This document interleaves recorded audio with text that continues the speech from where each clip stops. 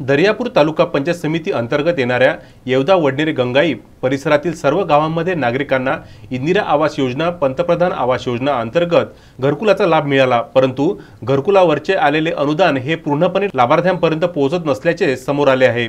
कारण दर्यापूर पंचायत समितीत अधिकारी हे दलालांमार्फत लाभार्थ्यांचे घरकुलचे चेक करण्याकरिता पैशांची मागणी करत असल्याचे नागरिकांमध्ये चर्चा आहे।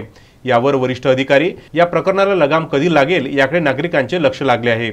अधिकाऱ्यांचे यामध्ये हात तर ओले नाही ना, असे सुद्धा नागरिकांमध्ये प्रश्न पडला आहे।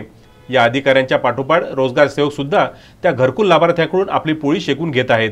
कारण घरकुलाचे येणारे मस्टर हे गावातील रोजगार सेवक काढतो, परंतु येवदा वडनेर गंगाई परिसरातील असलेल्या ग्रामपंचायत अंतर्गत रोजगार सेवक आपला मनमानी कारभार चालवतो व मास्टर काढण्याकरिता लाभार्थ्यांकडून पैशाची मागणी करत असल्याचे लाभार्थ्यांकडून समजले। यावर दर्यापूर पंचायत समितीचे वरिष्ठ अधिकारी व अमरावती जिल्ह्याचे सीईओ हे लाभार्थ्यांना न्याय देतील का याकडे नागरिकांचे लक्ष लागले आहे। रामेश्वर माकोडे, विदर्भ न्यूज, दर्यापूर।